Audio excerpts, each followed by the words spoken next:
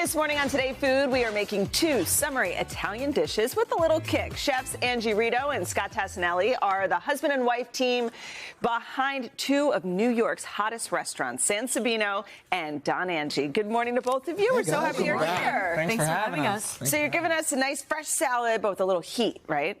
A little bit. You know, you can make it spicier if you want, but okay. Yeah. Should we walk us through it? Yeah. So we're going to make the dressing first. So first we're going to add red wine vinegar, a little lemon juice and sugar is already in there. Okay. And then we're using sweet cherry peppers, but this is where if you wanted to use the spicy ones, you could make it a little spicier.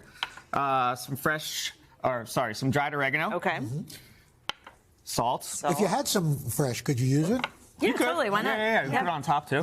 Raw garlic. This is the key. Of course. You know, the raw. You like that? That adds to a little bite. And then a thicker hot sauce, like a sriracha style sauce, and then a thin, like Louisiana style hot sauce. Okay. Cool. So then we're gonna slowly turn this on. Hopefully, it doesn't shoot everywhere. You never know. Best part. Kind of like this. And then this is where you want to drizzle in.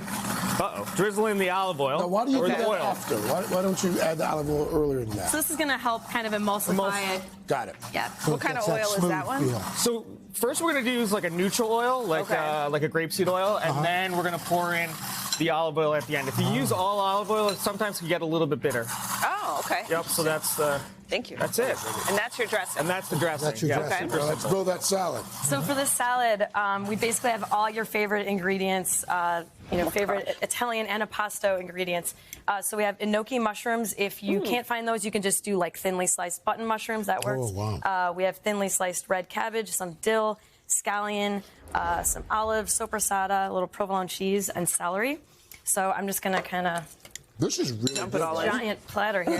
And it's got just the right amount of bite to it. Thank you so much. great for a barbecue. Big bowl, This big is platter. so delicious. Yeah. Oh my goodness. This is amazing. I missed the cheese. What kind of cheese was that? Provolone. Provolone, yeah. You could use mozzarella or something if you didn't want to use provolone. Yeah, you can use whatever. You can just Oh, dump right. the dressing So I'm all over just the going top. on here. Yep. This is Terrific. And this is my favorite. This can sit good. for a while. It's great for like a cookout or something. Great to share. Now, what are we doing with the shrimp? So we're making a shrimp puttanesca. Oh. So it's like a ceviche puttanesca. It's actually from our cookbook, Italian American. Very cool. Great for the summer.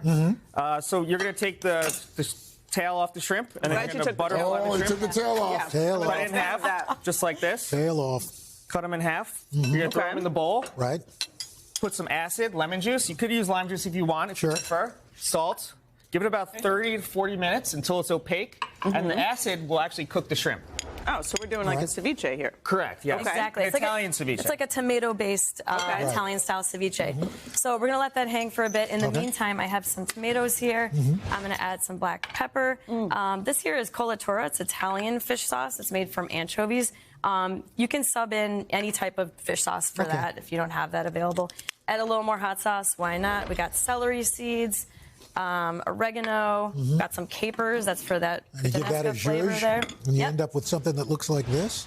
Exactly. Mix that all in. And we have the marinated shrimp here. Right.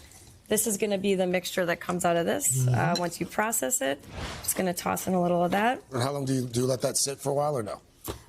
This, basically, after you puree it, you're just going to drop it in here, and you can kind of just serve it right away. I'm going to add some pepperoncini, some olives, some parsley, and celery as well to that.